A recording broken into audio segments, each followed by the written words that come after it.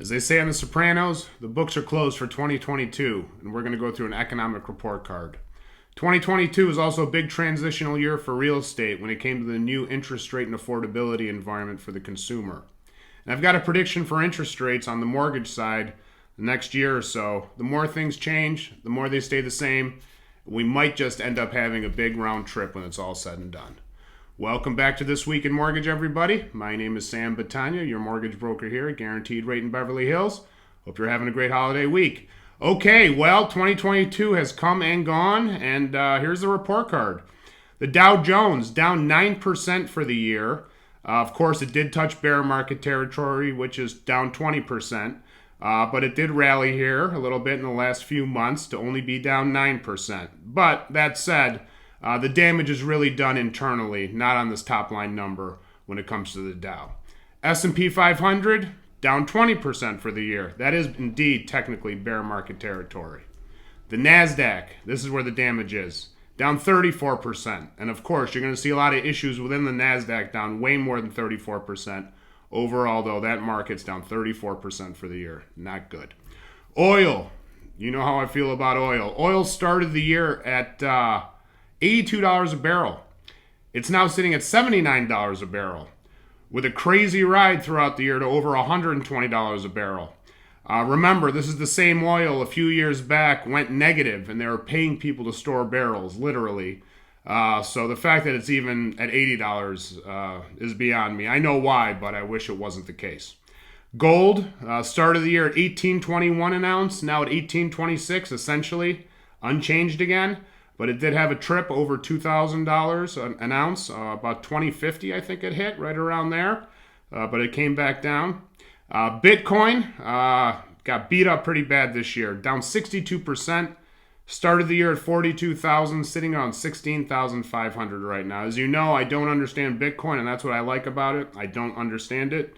That's why I think it's got a future.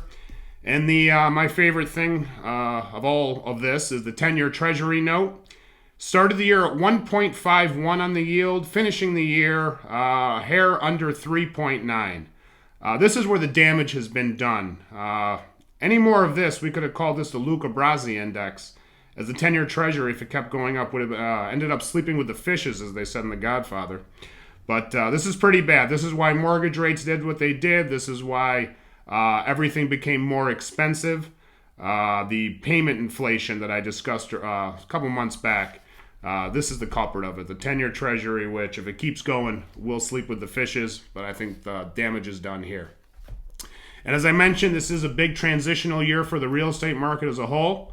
We had a big reset on affordability, a big reset on expectations of both buyers and sellers. Hopefully now they're both starting to be more realistic.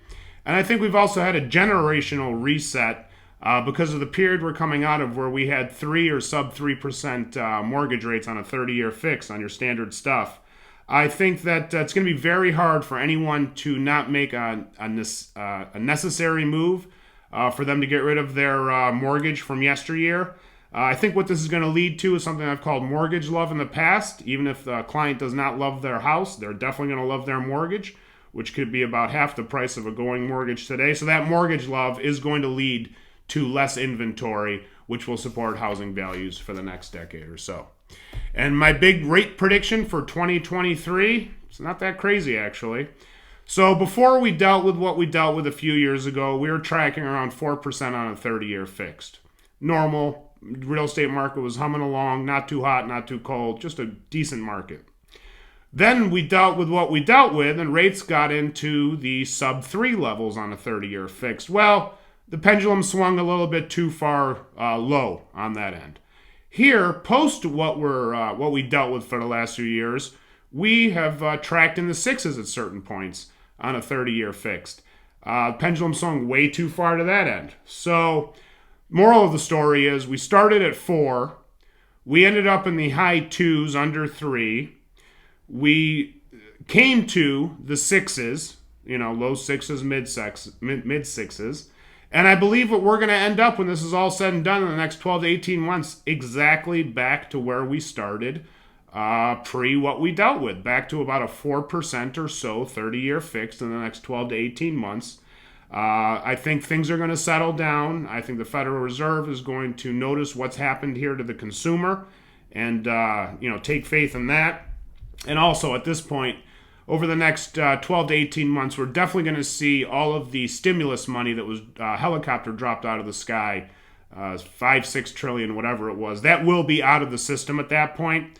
So I think, the moral of the story with mortgage rates is this could just be a big round trip. Started at 4, went to the high 2s, went to the 6s, and about, a 4-year cycle or so, we're going to end right back at 4. This is my best guess.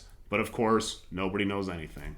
Okay, everybody, that is my show for this week, and that is my show for the year. As always, I hope you enjoy it. Please, it's the new year.